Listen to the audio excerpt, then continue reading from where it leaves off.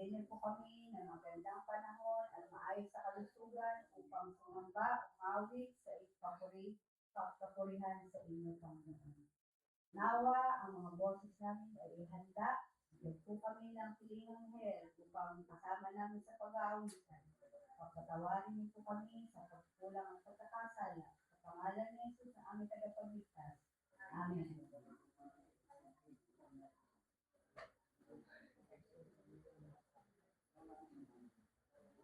Our first song, The Lord in Zion's Goodness, hymn number 3.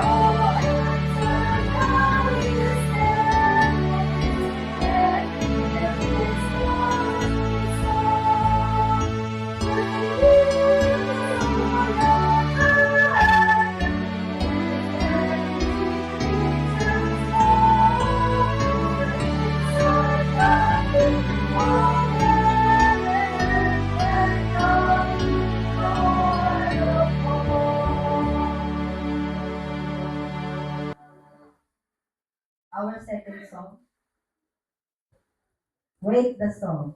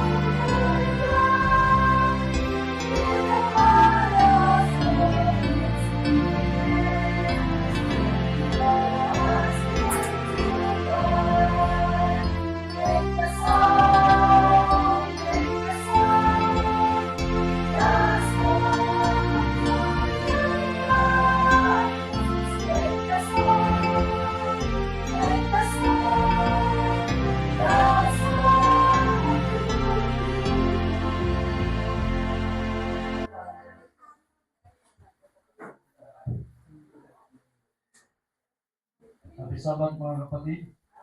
Sabat. Tayo po ay purihin natin ang Panginoon. Pagkat muli ay tayo binigyan ng pagkakataon. Ngayon po araw ng Sabbath. Upang siya ay purihin at pasalamatan at sambahin sa Espiritu at katotohanan. Amen? Amen. Ngayon po umaga mga kapatid, ang part ko po ay to introduce ang ating pong mga participants. Pero bago po yan, akin po munang welcome ang ating pong mga bisita. Dito si Sister Jubilin. At yan din po si Brother Angelo. Andyan po sa labas. Brother Angelo ay nakasama din po namin yan sa Quezon. Sino po po mga kapatid ang hindi ko po nabanggit mga bisita natin? Yan. So maraming salamat mga kapatid and welcome po sa Kalsadang Bago SDA Church. At yan po mga kapatid, akin pong babanggitin ang ating pong mga participants. Ang ating pong Elder of the Day ay walang iba po kundi si Elder Rex Jaime. At ating pasalamatan din ang ating pong operator, stage operator, na si Brother Alex Cabrera. Siya rin po ang nag-operate mga kapatid sa ating pong live. Para po sa ating pong mga kalaman ay bawat pagpupulong natin at pagsama mga kapatid dito po sa church ay tayo po ay may live sa Facebook at the same time YouTube. Yan. Purihin ng Panginoon dahil hindi lamang po dito napapabutan ang pabalita ng Diyos kundi pati po sa ating pong mga platform sa social media. Purihin ng Panginoon mga kapatid at soon po ay ang ating pong mga song leader na pinangunahan po ni Sister Joy Aido and Sister Shiva Mongo. At ang pag-worship ang inyong lingkod. At ang ating pong invocation, ang ating speaker. And then, ang magbabasa po ng ating tithes and offering ay pagkakalog sa atin ng ating pong head ng deacons. Walang iba kundi si Brother Gerald Odara. At ang pagdilikod po sa atin ay ang ating pong mga kasamang mga deaconesses. Mga deacons lang. Brother Richard Ahido and Brother Lester Hernandez.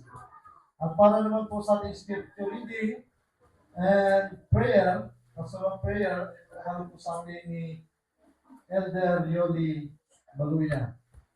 At sa ating pong musical offering ay hantugan tayo ng mawitin para sa Panginoon ni Sister Switzerland Bula. And then, ang ating pong speaker ay walang ibang ating pong Elder of the Day na si Brother Rex Jaime. And now, mga minamahal kapatid, sa ating pong pagsamba ngayon po ating second service to divine worship ay patuloy nating maituon at may focus natin ang ating mga sarili ating mga puso at isipan sa ating pong Panginoon. Kaya bago po ako umupo at atin pong sama-samang basahin mga kapatid ang sinasabi po sa mga awit 117 verses 1 and 2. Kung kayo po ay may mga Bible, atin pong sama-samang basahin mga kapatid. Mga awit 117 verses 1 and 2. Ito po sinasabi, purihin ang Panginoon, kayong lahat na mga bansa. Dakilain ninyo siya, kayong lahat ng mga bayan, sapagkat dakila ang kanyang tapat na pag-ibig sa atin, at ang katapatan ng Panginoon ay nananatili magpakailanman. Purihin ang Panginoon. Amen.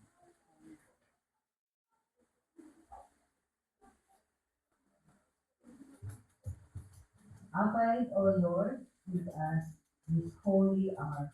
Sa second stanza po, tayo po ay magalang ng lumaw.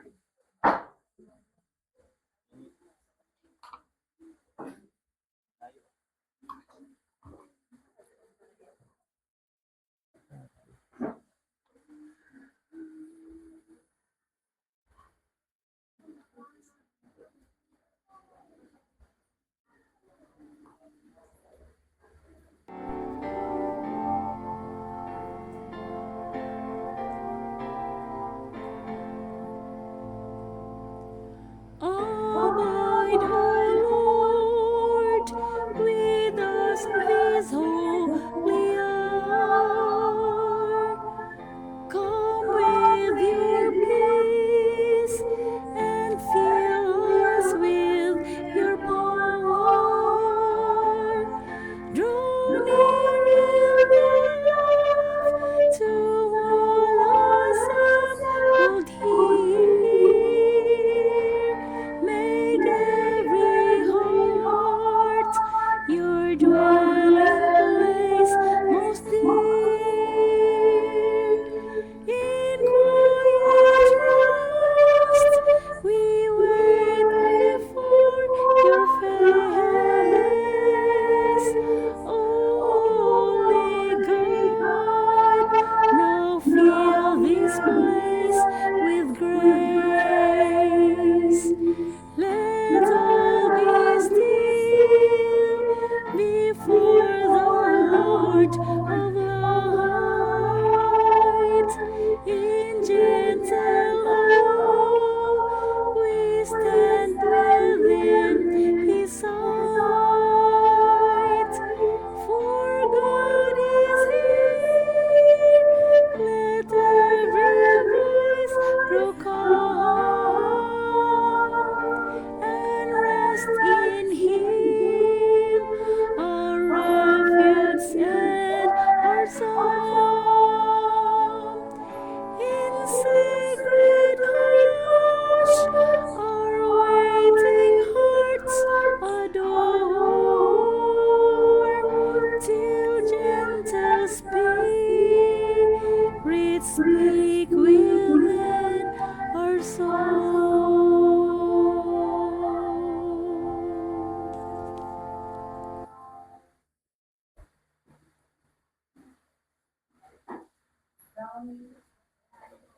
Crowning jewel of creation.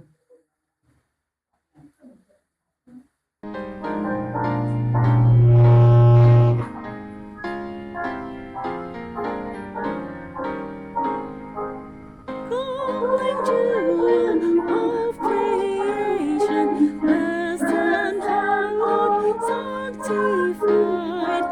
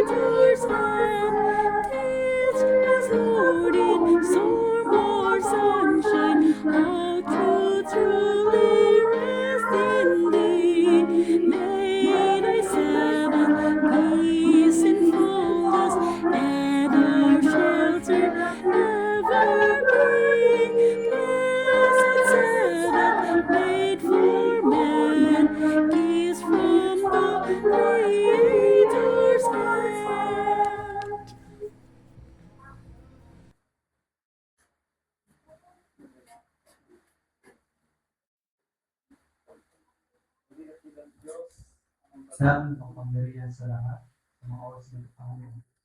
Patuloy po namin kayong pinupuri at kami po inanyayahan kami ng Banal na Espiritu sa patuloy na umigos sa amin.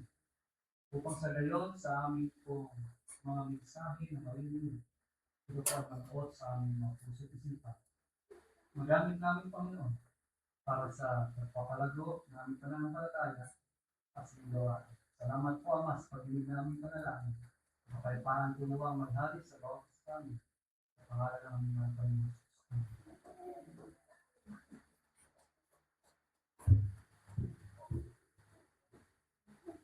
Joyful, joyful.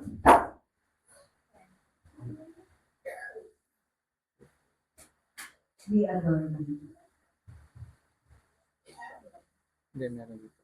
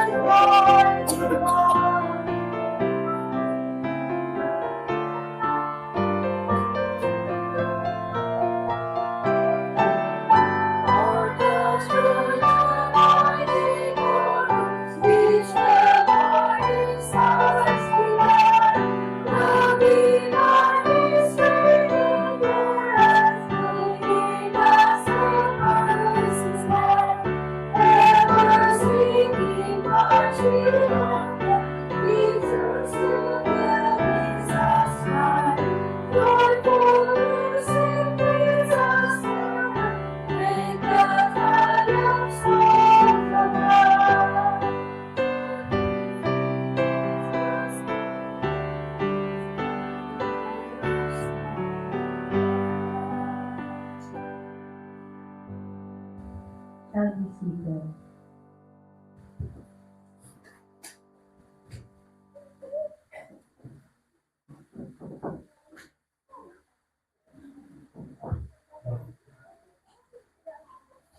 Bago po tayo pag-igawa ng ating house na next po basahin sa inyo ang prayer reading natin na may pamagat kasama lubos ng pag-asa ngayong April 11, 2026. Handog para sa pagdaigdig ng budget, Hope Channel International. Alam mo ba sa rehiyon ng Gitnang Silangan at Hilagang Africa, mayroong lamang 6,614 na 7-day athlete sa populasyon ng 600 million kahit na aabot ng bawat miyembro ng simbahan ng isang tao araw-araw. Aabutin na 254 na taon upang ibahagi ang Ebanghelyo sa lahat. Ang pangangailangan ay napakalaki, ngunit sa pamamagitan ng media, naabot ng Hope Channel ang hindi pa nakakabot ngayon. Sa isang sa isang taong gulang na batang babae ang nahiwalay sa kanyang pamilya dahil sa aktibong digmaan, nag-iisa at walang kagayakan sa hinaharap. Natagpuan niya ang ilaw sa Hope Channel. Nang umapang ang takot, bumalik siya sa mga programa na nagpapaalala sa kanya ng presensya ng Diyos. Kahit na pinaghiwalay siya at ng kanyang pamilya dahil sa digmaan, walang makakapaghiwalay sa kanya sa pag-ibig ni Kristo. Ang Hope Channel ay ang pandaigdigang ministeryo sa Mindanao ng Seventh-day Adventist na nag-broadcast sa higit sa 100 mga wika sa India kung saan bilyon-bilyon ang mga maliit o walang mapasukan ang Ebanghelyo. Ibinabahagi ng Hope Channel si Jesus kung saan posible ang personal na pangangaral sa pamamagitan ng telebisyon, mga digital platforms at mga online na programa sa pag-aaral ng Biblia. Natutuklasan ng mga tao ang pag-asang matagpuan kay Kristo. Sinasabi sa atin sa Apocalypse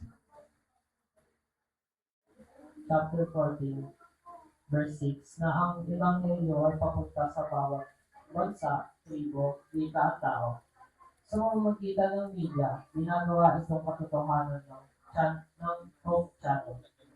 Ang iyong handog, kung ipapamahagi ayon sa himanangkahi ng Combined Plan, ay palaging tumutulong upang suportahan ang mga ministeryo, pinili mo ng mga misyon tulad ng Hope Channel at kung saan nais mong gumawa ng higit pa. Inanyayahan ka namin gumawa ng karagdagang kaloob na particular sa Hope Channel. Manawagan, dahil sa iyong pagbubukas, Father, ngayon, mas maraming tao ang magkakaroon ng pagkakataong maranasan ng pag-ibig. Saan man sila nakatira. Salamat sa support ng mission. Tayo po ipag-iintuhan ng pag-ibig.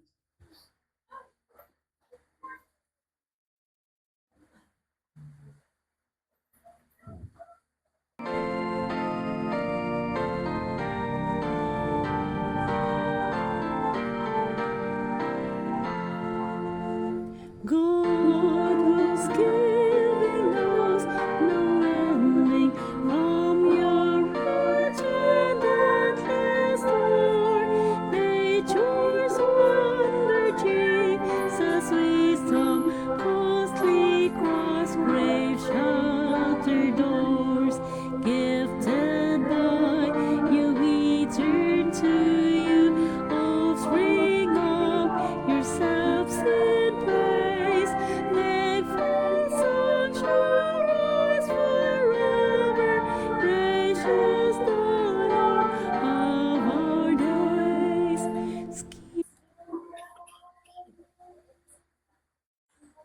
Bless thou thy Lord.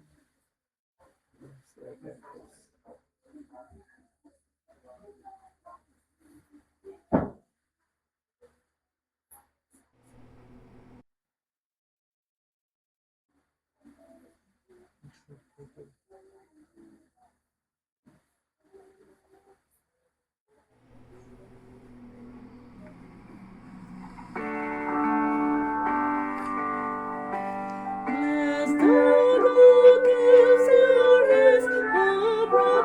Bless the Lord, our hearts and blood. Ours is the faith, the will go forth.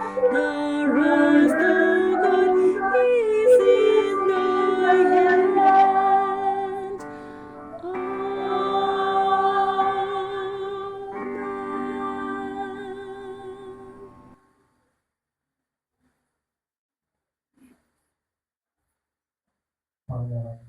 Maraming salamat po din sa mga natin sa pagmamahal ninyo sa sakripisyo upang kami receive sa aming mga pagkakasala.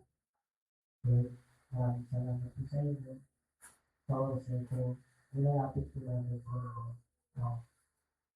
Ito po handog na maraming sa ikalang nyo. Patuloy na ilalagay nyo na gawain nyo.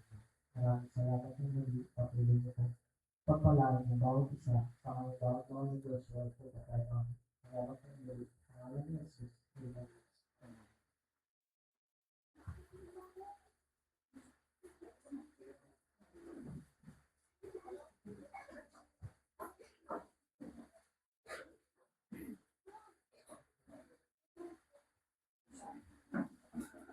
Ang ating scripture reading ngayon ay matatagpuan sa 2 Corinthians 5, chapter 5, verse 17.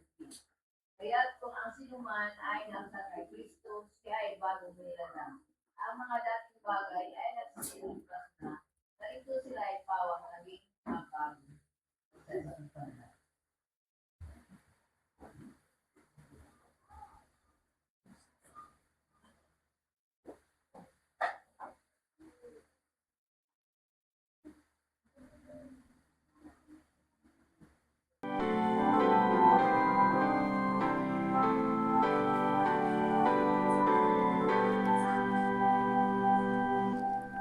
Holy Spirit, hear us, help us while we sing.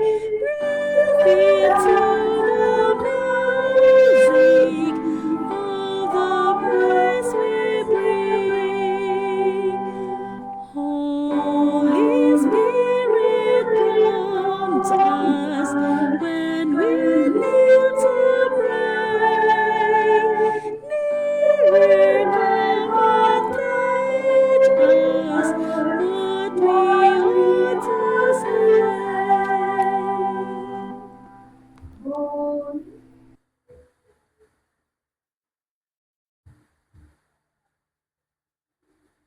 Maraming tayo. Kita-kita, pagmahal ng Diyos, pangalan ng Panginoon niya sa mga namin, ang aking nabalik namin ang pagsalamat, pagpulitin at ng pangalan sa Diyos. Ito kami ng inyong mga anak. Pagtuhod na pagawa ng kalangharapan. Nawa ay higing namin Panginoon, ang pangalan ng Espiritu ang siyang gawa. Aming maranasan sa lahat. Mayroong alok Panginoon na sa iyong pinadala na dito may iyong pinadala sa inyo. Na siya magdadala ng kapagkita ang iyong tama. Nawa Panginoon, higing namin.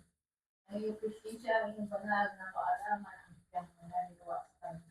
Sa labas sa kanyang sa iyong Panginoon, ang masalitang ito ay makabigay inspirasyon sa bawat isa sa atin. Nawa Panginoon, buksan namin ang pag-isipan.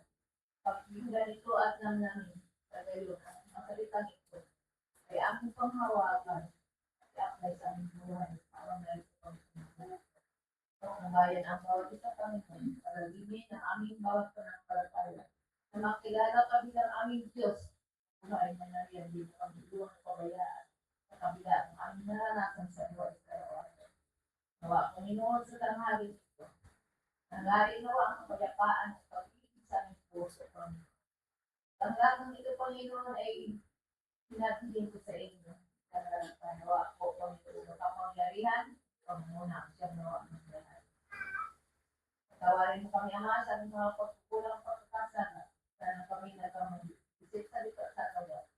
Ito po ang hiling at nadami. Karakit ng paghihi ng pagkatawanan. Alang-alang sa matamis na pangalan ang Panginoon Kristo. Amen.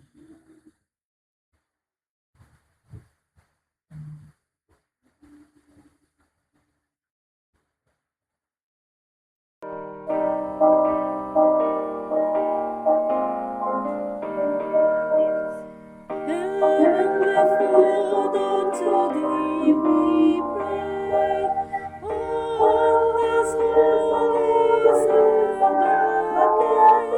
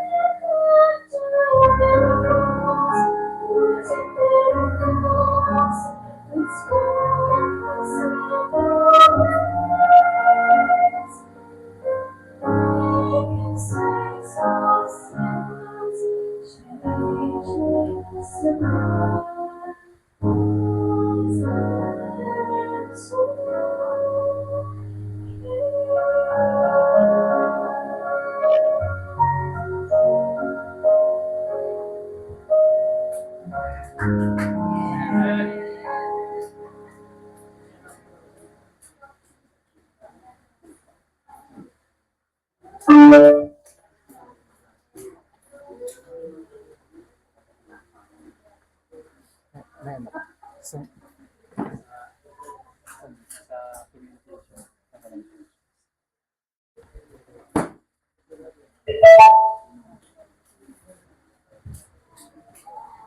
Yan. So, good morning and happy Sabbath sa ating lahat, mga minamahal na mga kapatid. So, kamusta po ang ating pong mga buhay-buhay sa isang linggong nagdaan? akin naman. So, kamusta po mga kapatid? Tayo po ba ay nag-enjoy doon sa mga nakasama ko sa retreat? Nawa tayo po lahat ay na-bless sa napakarami po nating activity na ginawa. Bagamat malayo-layo at nakakapagod ang biyahe, pero ang ating pong mga natutunan doon mga kapatid ay talagang napakalaking pakinabang para magpalago sa ating pong relasyon sa ating Panginoon at din sa relasyon natin sa bawat isa. Ano po? So, Sa email. Sa nasa email. so, ayun. Muli ako na naman po mga kapatid ang magbabahagi ng salita. Alam niyo mga kapatid, first time ko po magsalita. As Kasi itong mga nakaraan mga kapatid ay meron po tayong mga speaker. So ngayon, ay wala po akong na-invite, kaya wala pong choice. Kundi ako po ang tatayo dito sa harap. So ngayon mga kapatid, ay atin pong tatalakayin. Dito lang mga kapatidan. Isisend ko lang saglit yung aking presentation kasi hindi nag-send doon sa hindi nag-send sa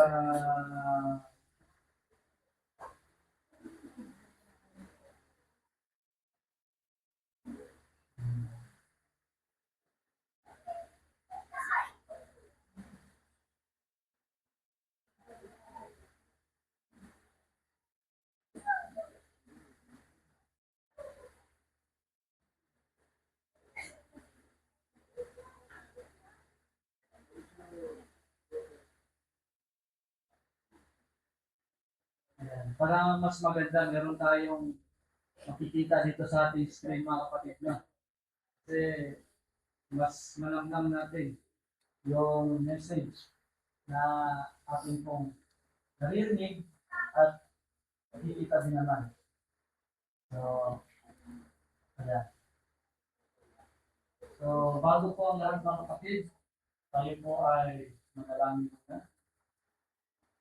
Muli at ilang Diyos, ng banal na pagkakas sa lahat sa mga sinito Diyos. Patuloy po kami na lumalapit sa inyong pananampalataya. Kami po sinasurrender sa inyong Panginoon. Lahat sa aming buhay sa mga oras na ito. At kami po naniyahan ng banal na Espiritu ang siyang pumasok sa aming mga puso at hindi sa aming isipan. Nang sa gayong Panginoon, ang aming po mga maririnig sa mga oras nito, ang mga mensahe na nais ko rin parating ay nagmumula ko sa inyo. At ito po ay aming magamit Panginoon sa amin pong mga buhay bilang mga Kristiyano. Tulungan kami, Ama, at bigyan kami ng kalakasan samantalang kami ay mag-aaral din naman na sa at ako, Panginoon, magkayapaan umuwi ang maghari sa amin ngayong araw na ito. Ito ang aming huling, dalangin at pasasalamat sa banal na pangalan ng aming mga Panginoon Jesus. Amen.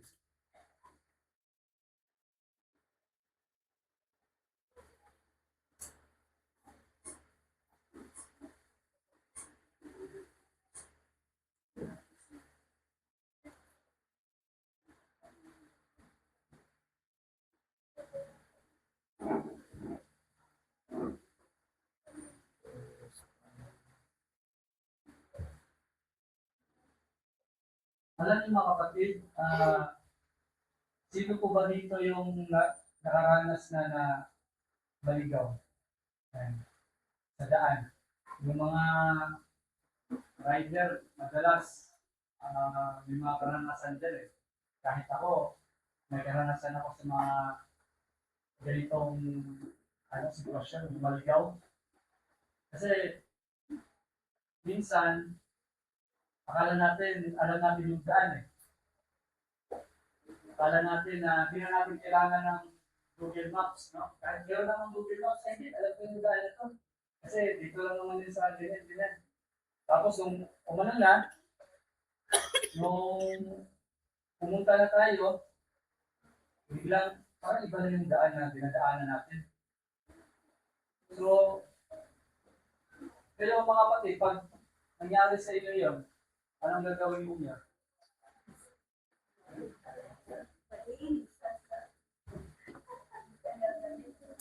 Babalik. Ayan. So, babalik tayo mga kapatid bro sa ating dinaanan. Ano po? Kasi, pag dire-diretso natin yun, baka imbis mapunta tayo ng Cavite, mapunta tayo ng Laguna. Ayan. So, magiging iba yung daan. So, kailangan natin bumalik mga kapatid. Kaya naman, ganyan din pang mga kapatid, yung ating pong spiritual life. No? Na minsan ay dahil sa mga makamundong bagay, mga kapatid, mga makamundong gawain, tayo ay naniligaw. No? Akala natin ay nandoon pa rin tayo sa ating pananampalataya. Pero yun pala ay iba na yung ating mga ginagawa, malayo na tayo sa Panginoon, at madalas hindi na tayo nakakabalik. Marami sa atin na mga kapatid na hindi na nakakabalik. At tuluyan ng naligaw. Pero alam niyo mga kapatid, ang ating pong topic ngayon ay may pamagat na the way back. Ayan. So, ito mga kapatid ay tumutukoy doon sa mga tao sa Bible o mga story sa Bible na nakaranas din naman ng mga pagkaligaw, no? Sa kanilang spiritual life. So mga kapatid ay the way back from sin to restoration, from darkness to light, and from shame to purpose. So nalulogin yung ating PPP. Ayan. Praise God. So nag-pray na din. So, sabi dito mga kapatid, every human story, there is moments of regret and wandering. Scripture never hides the brokenness of its heroes.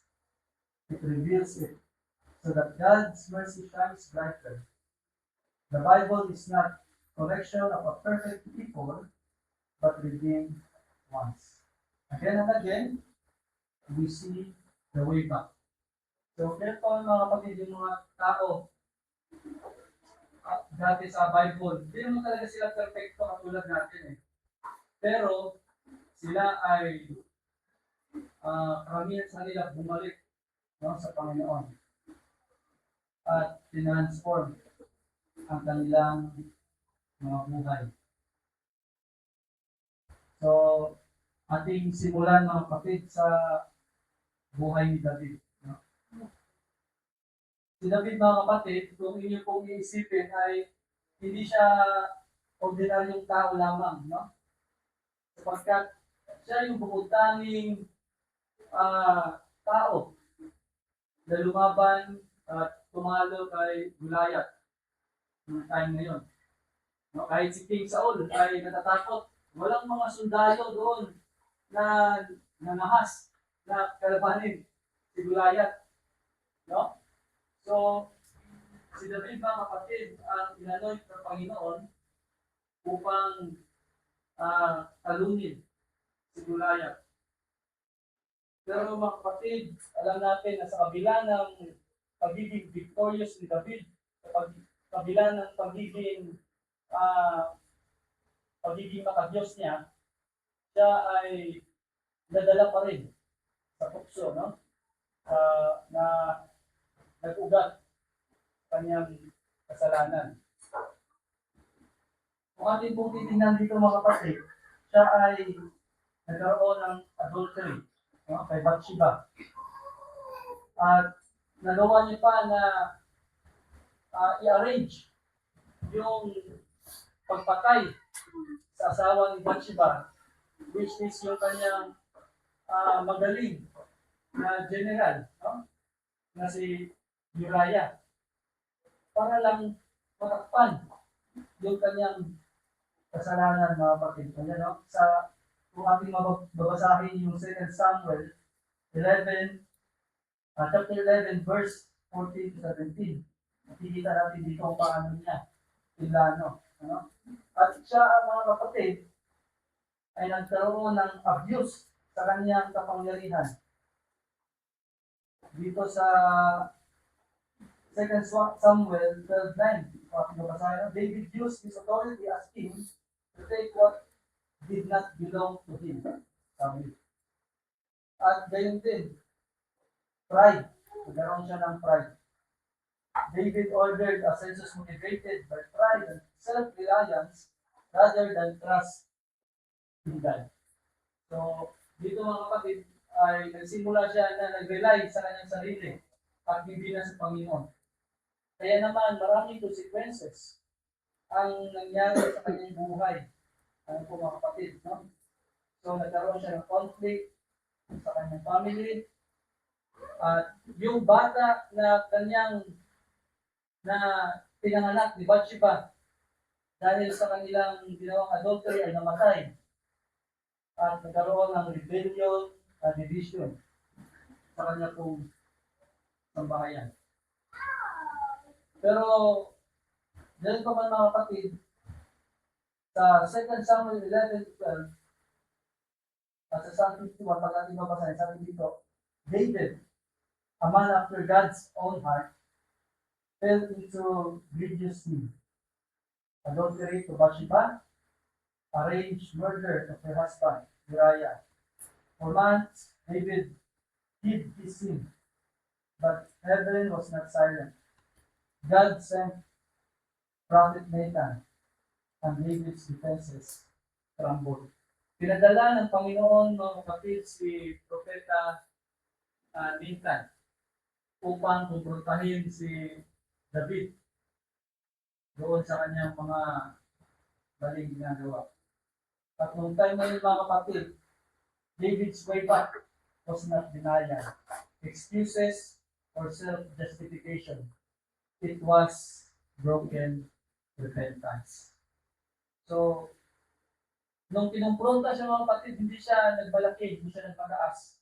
Nagkaroon siya ng realization at siya nagpakumbaba at nag-repent sa ating Panginoon. Sabi niya pa nga, sa Psalm 51:10, create in me a clean heart, O God, and renew a steadfast spirit within me.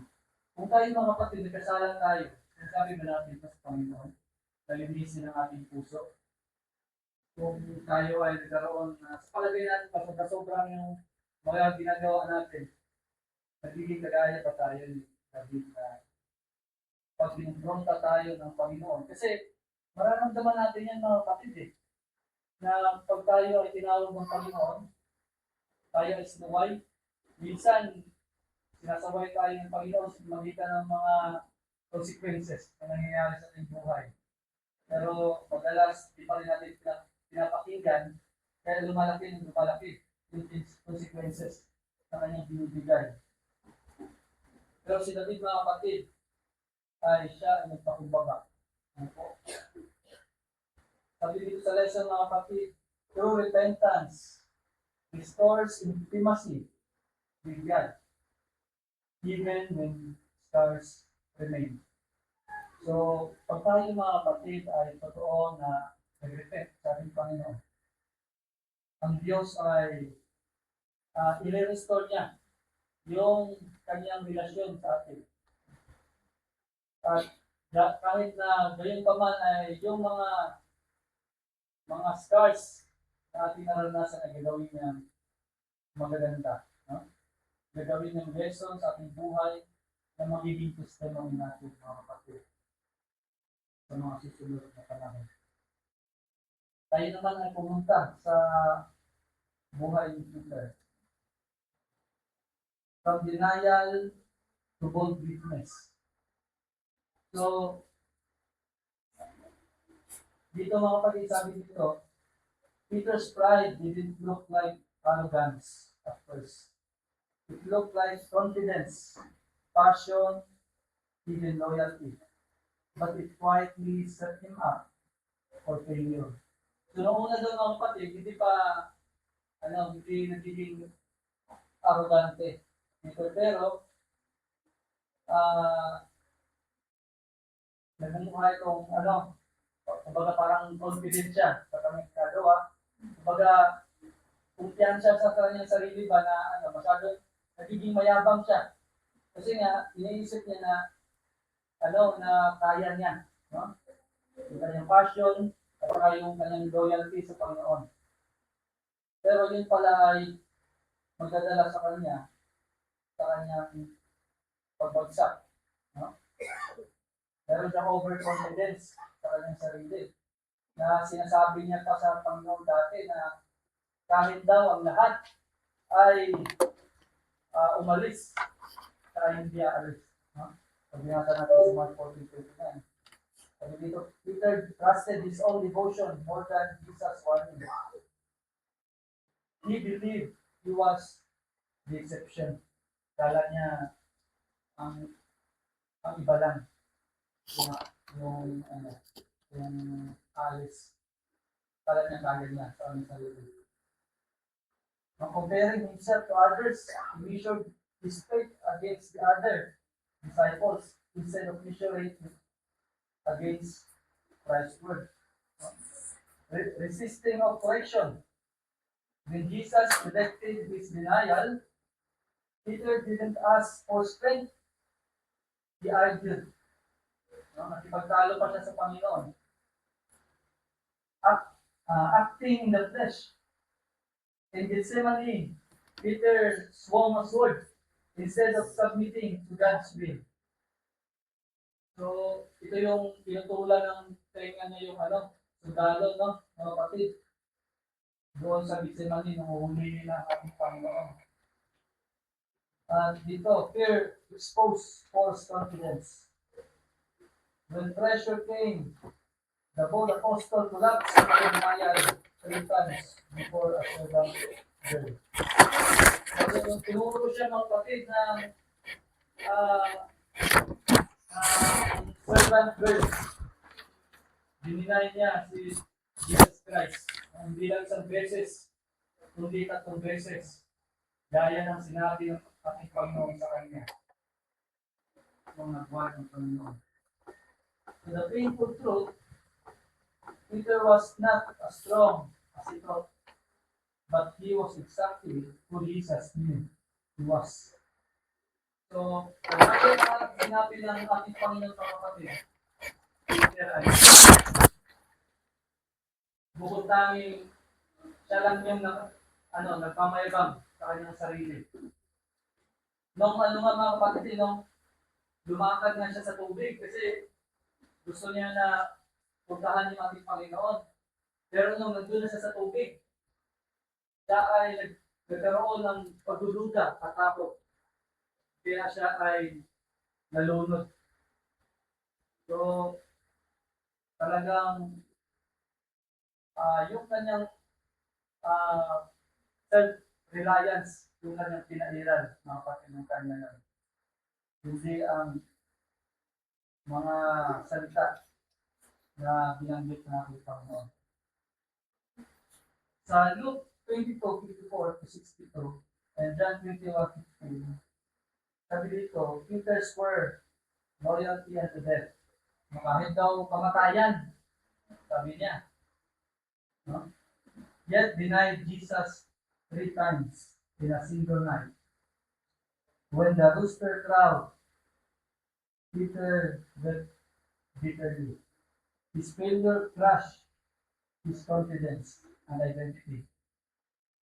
So, mga kapatid, yun yung magandang balita kasi nung nalaman ni Peter at nagkaroon siya ng realization na nagkatotoo yung binanggit ng ating Panginoong Jesus tungkol sa kanya, siya ay umiyak at magulgol, mga kapatid, ng mapait.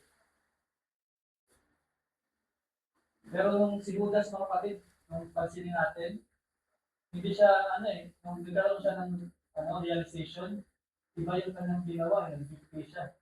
Na imbis na lumapit sa Panginoon, ay kanyang tinitil ang kanyang buhay.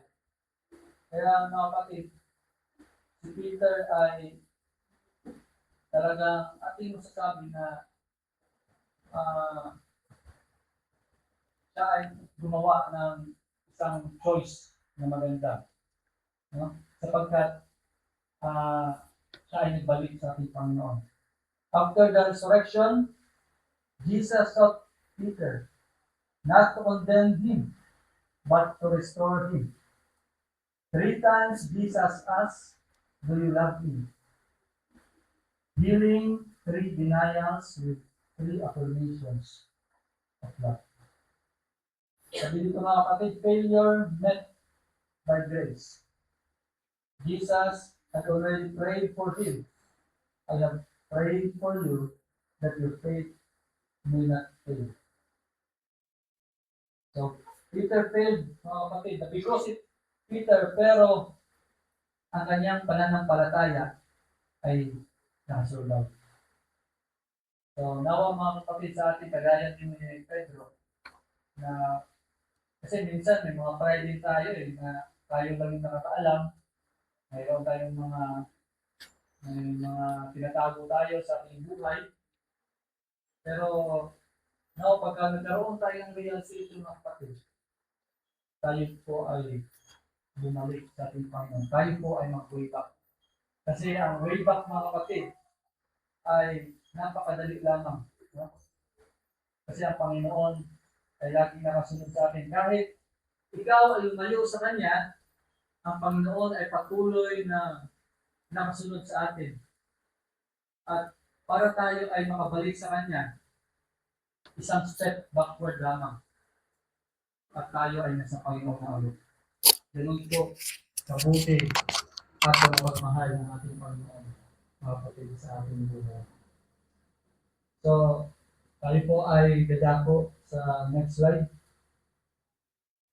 Atin pong talakayin ang the prodigal son. From rebellion to restored sonship. Sabi dito, demanding his inheritance early. The younger son said to his father, "Father, give me my share of the estate." So itong na to mga kapatid, story na to ay tungkol sa isang bata na gusto niyang kunin yung kanyang mana, no? Sa hindi pa sa tamang panahon. Kasi kadalasan ibibigay yung mana pag wala na yung mga patay na yung mga parents, di ba? So, doon na magkakaroon ng paghati-hati. Pero itong batang to, ay gusto niya kunin kagad, buhay pa yung kanyang mga magulang. No? This showed impatience, disrespect, and selfishness. He valued money over relationship with his father. Mas pinapahalagan niya mga kapatid yung pera, kayamanan, no? Kaysa sa relasyon sa kanyang ama. Leaving home and wise guidance. Not long after that, the younger son got together all he had.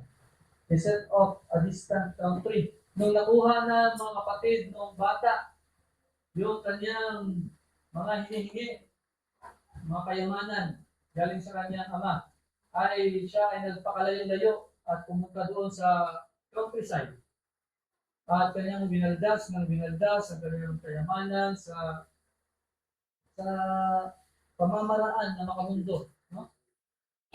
At siya ay nagpakasaya ng gusto hanggang sa maubos ang kanyang mga kayamanan. No? He separated himself from accountability, wisdom, and protection, making himself vulnerable to poor choices. There he squandered his wealth in wild living. Sabi sa Luke 15:13. He lived carelessly, thinking pleasure would bring satisfaction, but it led to emptiness and loss. So inignore niya ang mga consequences until crisis hit. After he had spent everything, he began to be in need.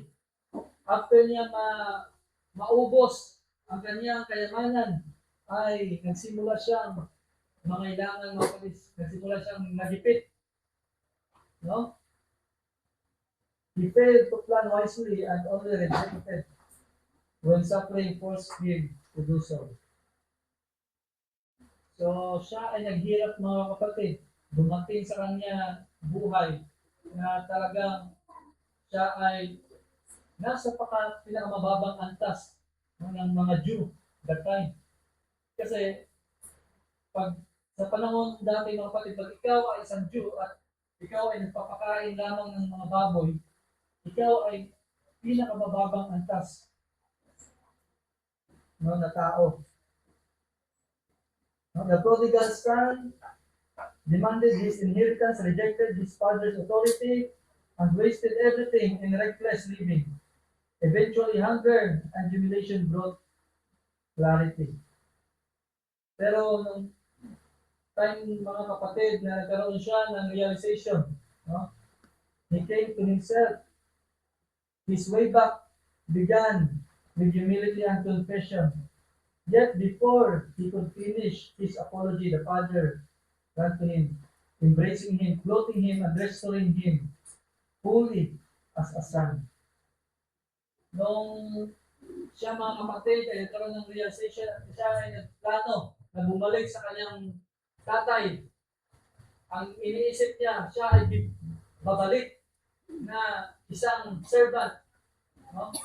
Kasi iniisip niya, nung siya ay nagpapakain ng baboy, mas masarap pa daw yung pinakain ng mga servant sa kanyang papa doon sa kanyang bahay dati kaysa sa pinakain niya na halos gusto niya nang kainin pati yung pagkain ng baboy. No? So, nung siya mga kapatid ay naglalakad at sabi na dito,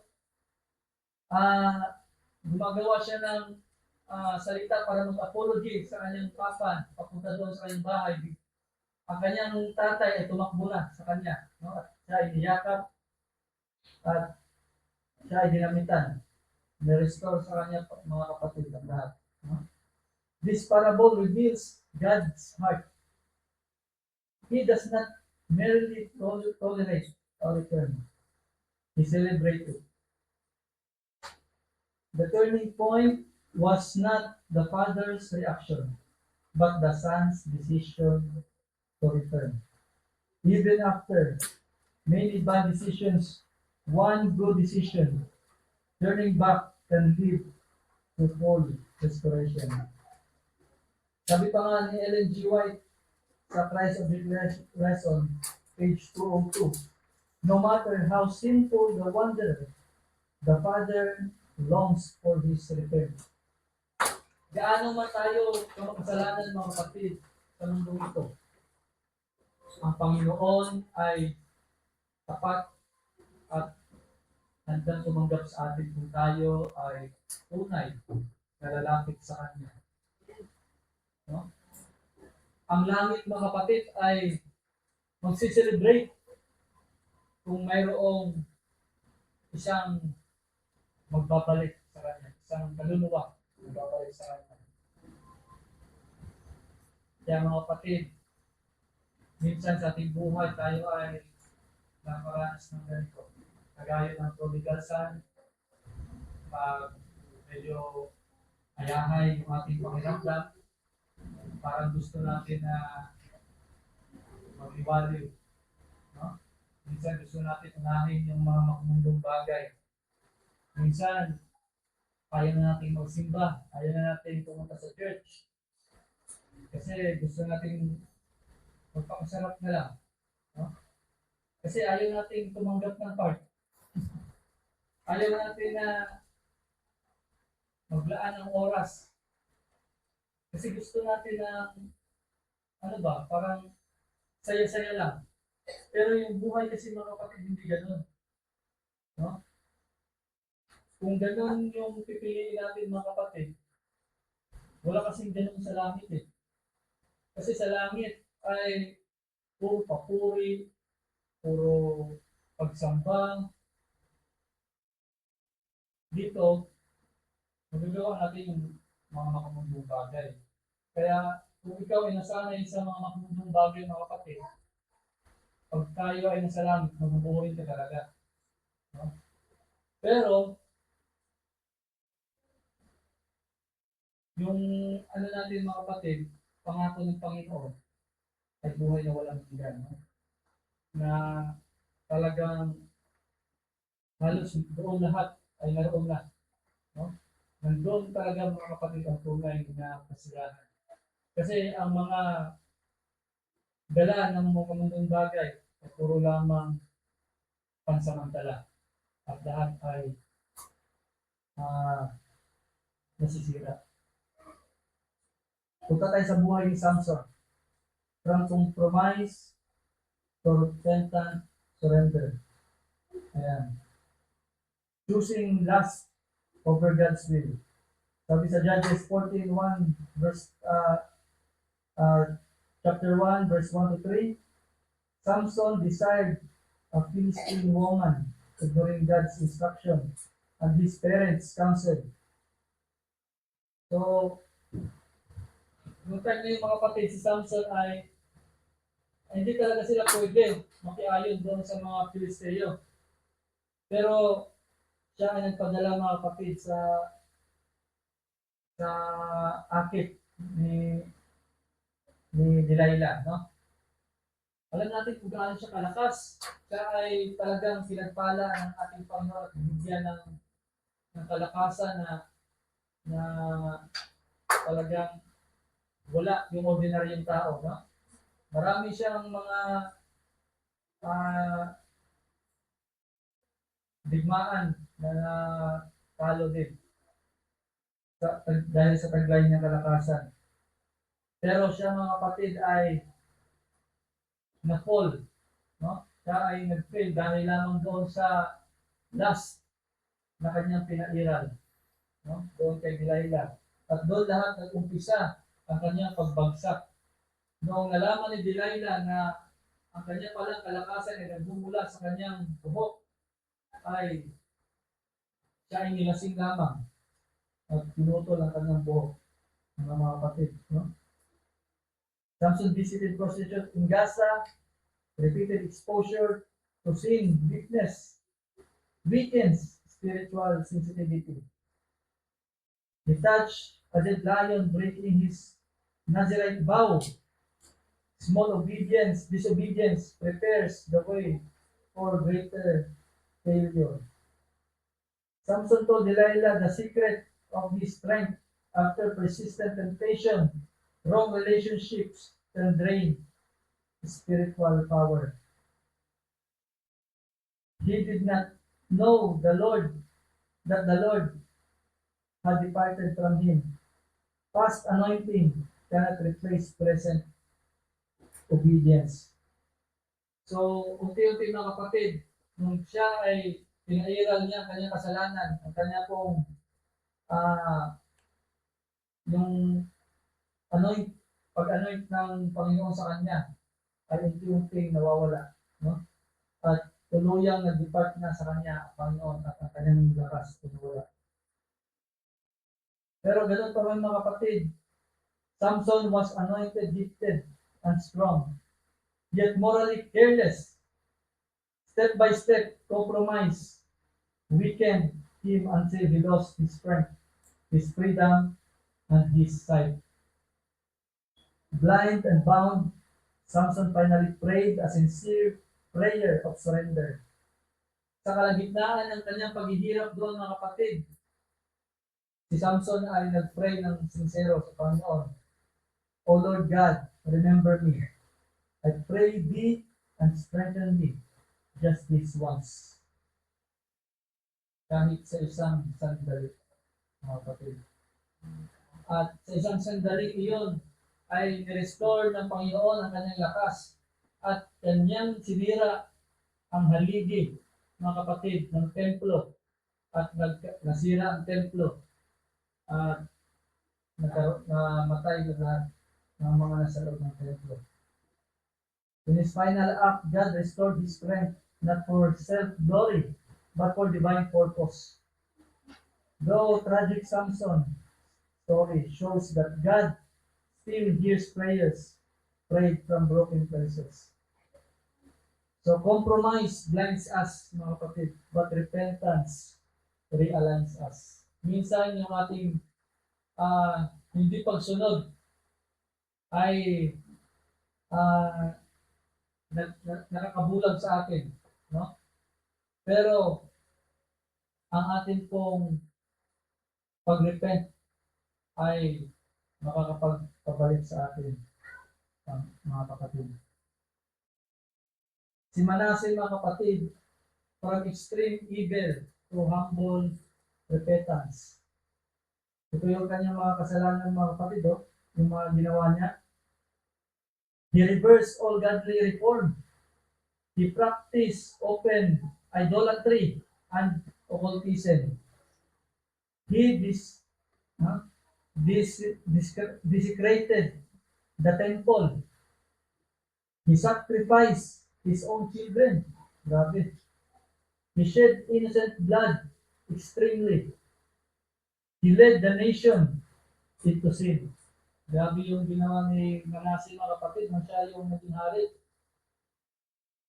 Everything his father Hezekiah destroyed, Manasseh rebuilt, places, idols, and pagan altars.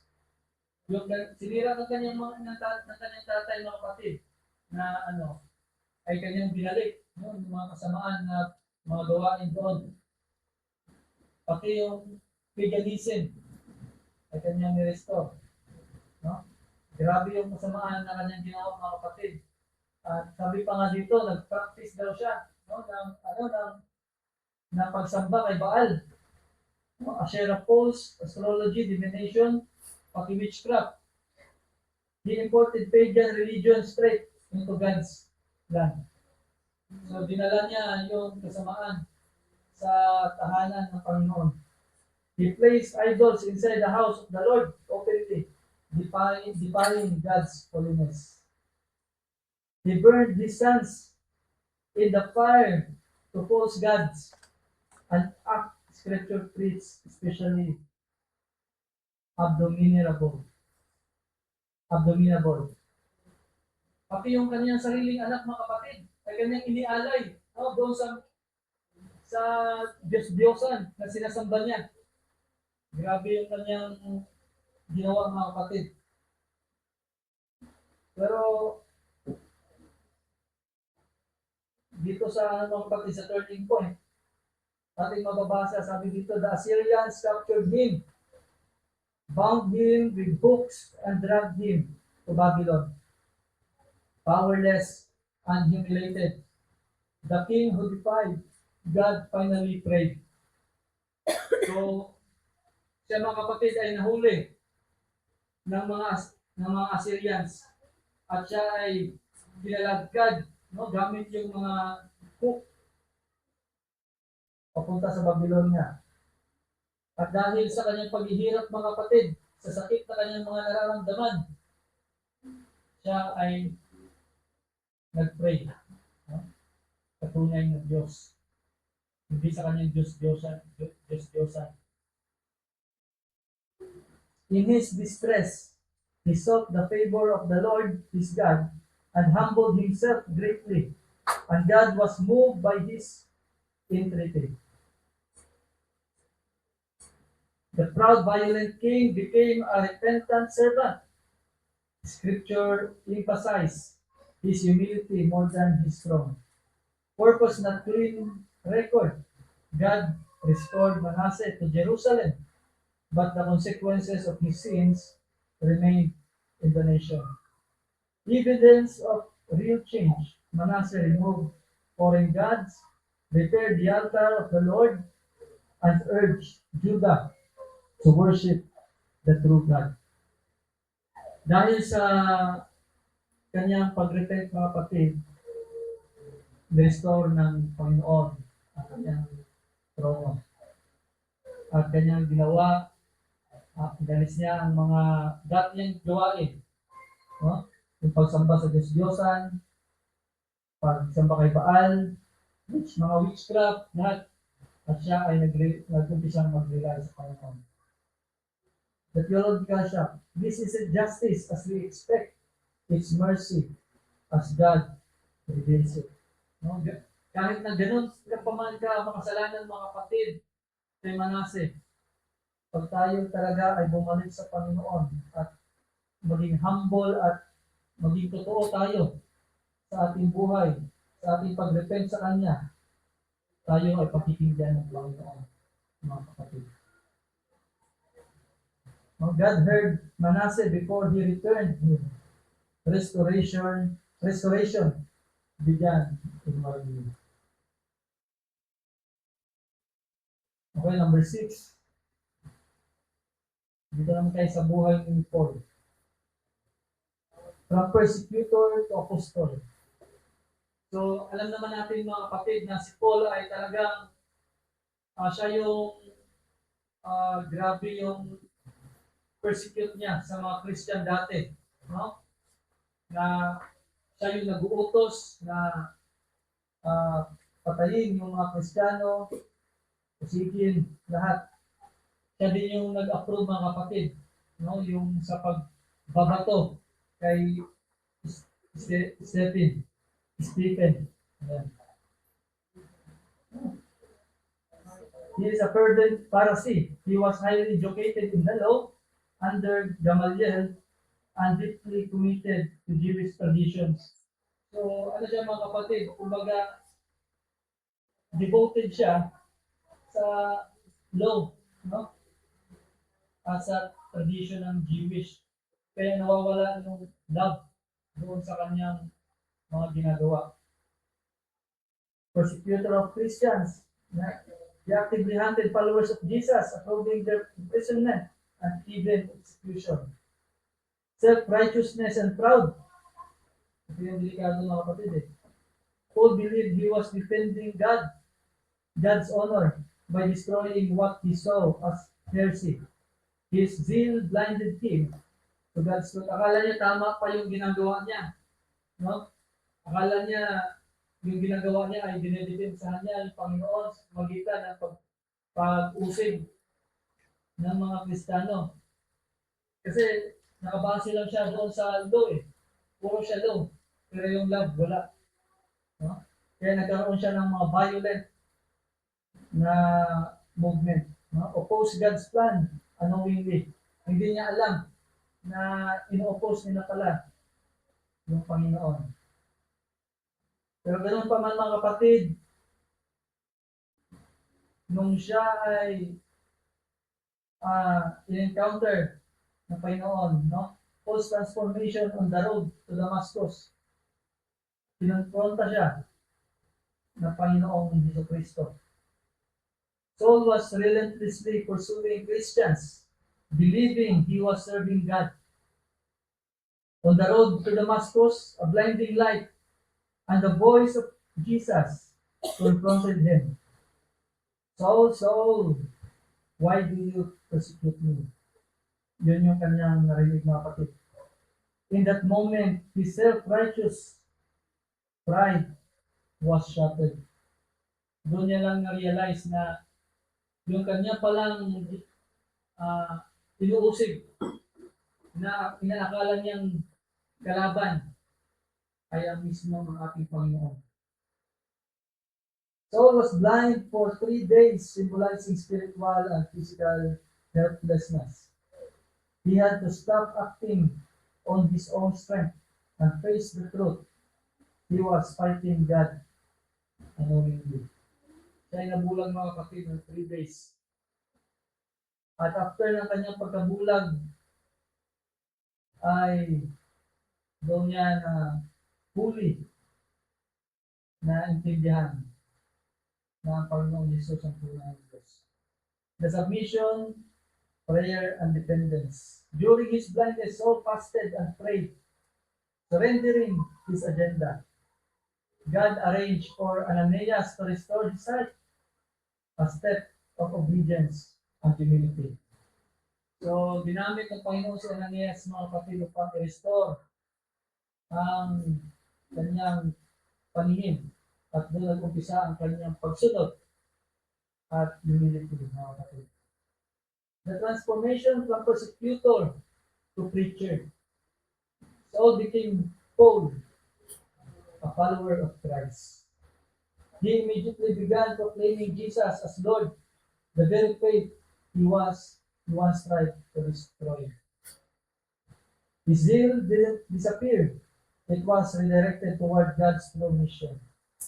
Sabi pa nga sa 2 Corinthians 5:17, if anyone is in Christ, he is new creation. The old has gone, the new has come. Gaya ko lang yung binandik na nayori kami sa scripture ito. Na kung sino man, mga kapatid, no, ang na kay Kristo Jesus, siya ay bagong nilalang. Ang kanyang dating buhay ay wala na. At ang bagong buhay ay darating. Ay nasa kanya na. So, mga kapatid, tayo na narito, atin po bang kiniklaim na tayo ay na kay Kristo Jesus na? Na tayo ay galing sa makasalanan, mula sa pagkalito, mula sa hindi pagkakilala sa Diyos, ay tayo ay narito ngayon upang sumampalataya sa Kanya.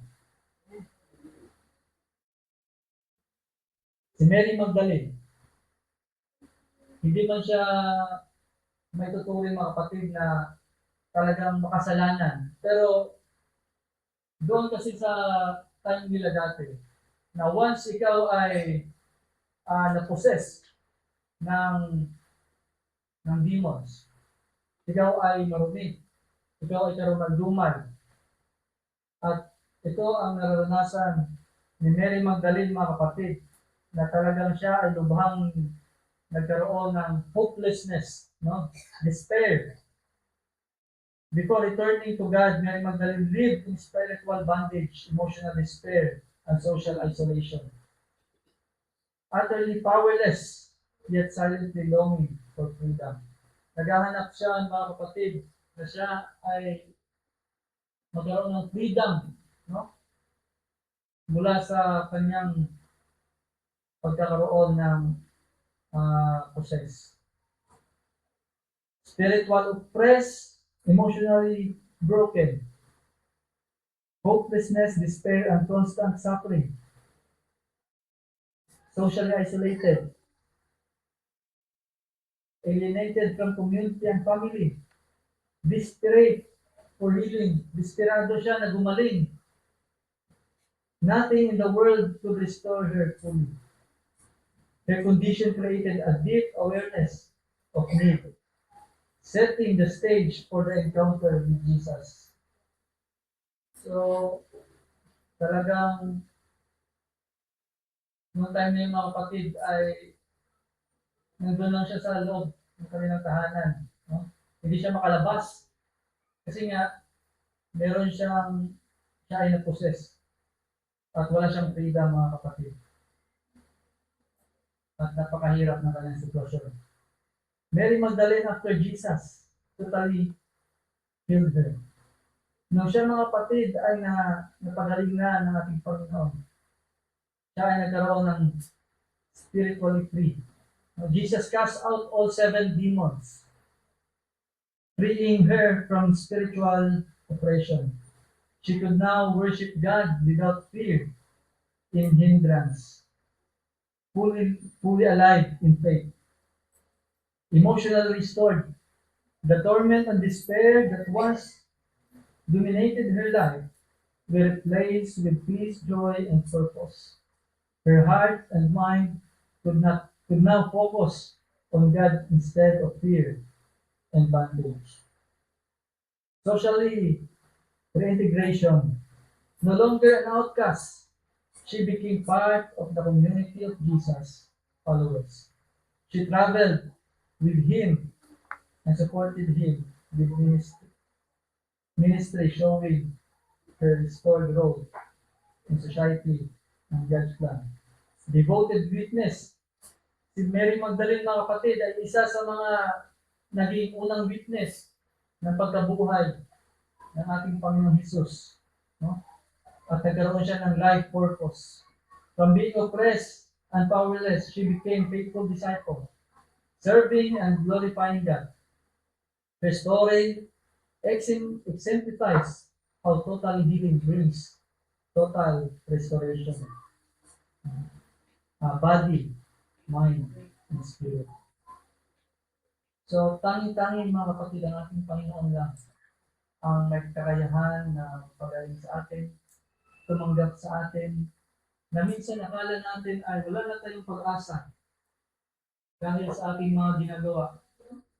Minsan nga, mga kapatid, sa ating buhay, pag meron tayong nagawang kasalanan, ay nahihiya na tayong lumapit sa Panginoon.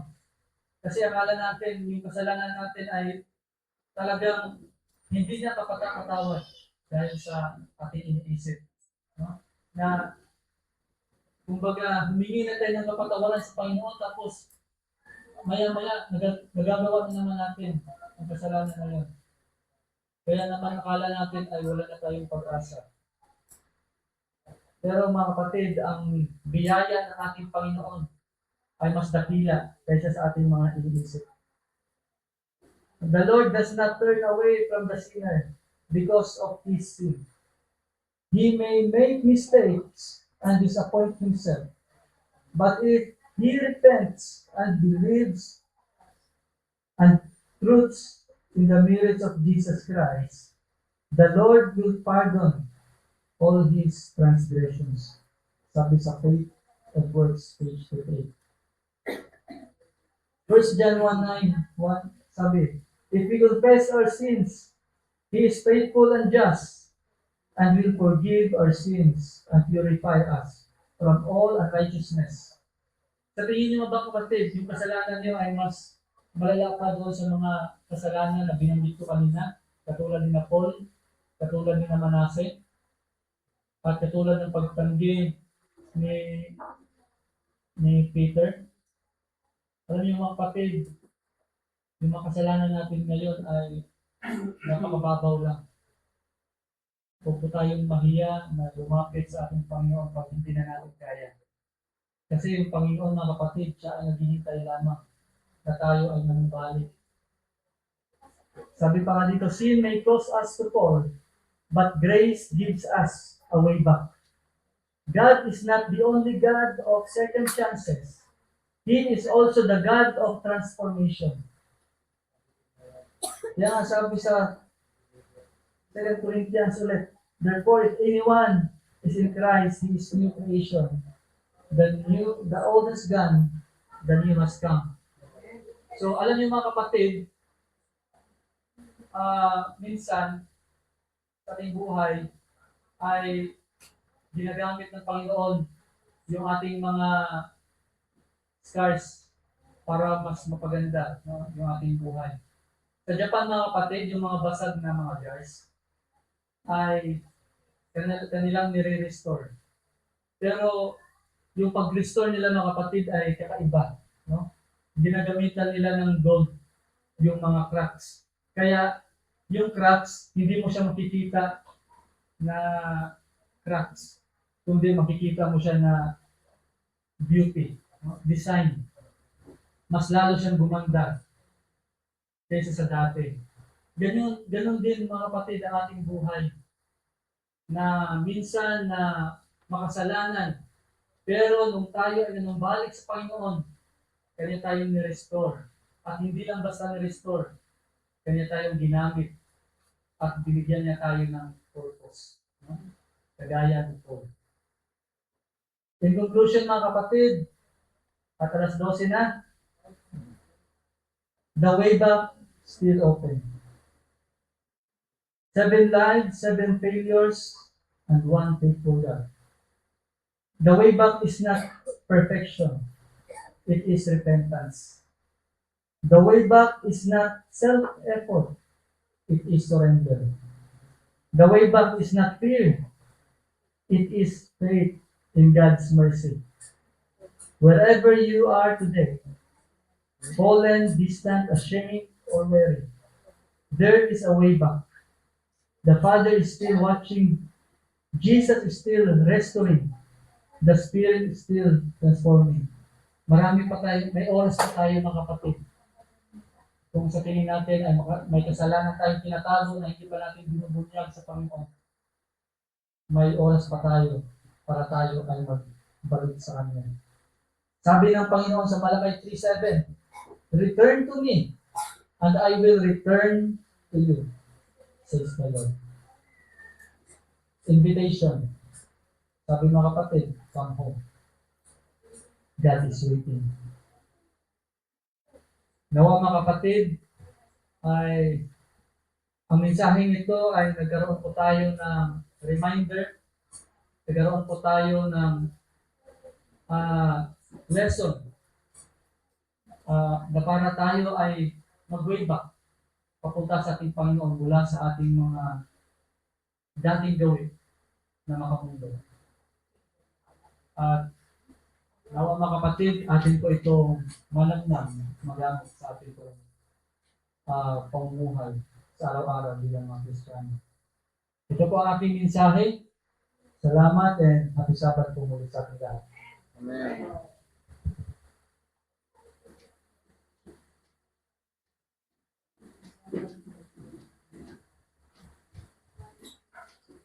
Tell how the angels in chorus sang as they welcomed his birth.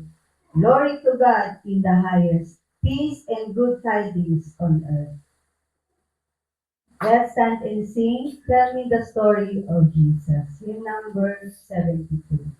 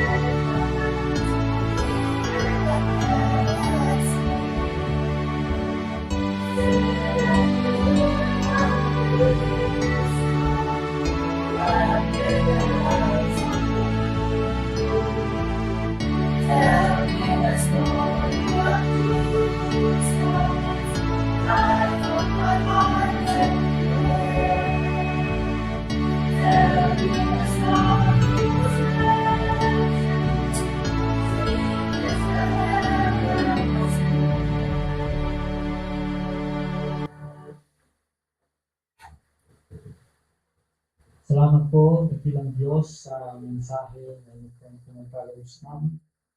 Salamat sa hope, love, at way back na binibigay sa amin. Na kayo po, Panginoon, ay handang tumanggap sa amin. Gaano man kami kamakasalanan, kayo pong biyaya ay dakila upang sapat na kami at patawarin. Kaya dakilang Diyos, maraming salamat sapagkat tunay na ikaw ay Diyos ng pag-ibig. Ikaw ay hindi nagbabago. Ikaw ay patuloy na nagiging tapat sa bawat isa sa amin. Salamat, Panginoon, sa mga kabutihan na patuloy po namin naranasan sa iyong mga paalala, pag-iingan, at mga biyaya na aming natagpuan. Kaya din, Panginoon, sa pagpapatawad ng aming mga kasalanan. Maraming salamat, Panginoon, sa lahat at purihin po muli ang iyong pangalan at patuloy nawa ang kapayapaan at paghari sa bawat isa sa amin sa araw na rin. Ito po ang aming higit dalangin sa pangalan ng aming mga Panginoon Jesus. Amen. Amen.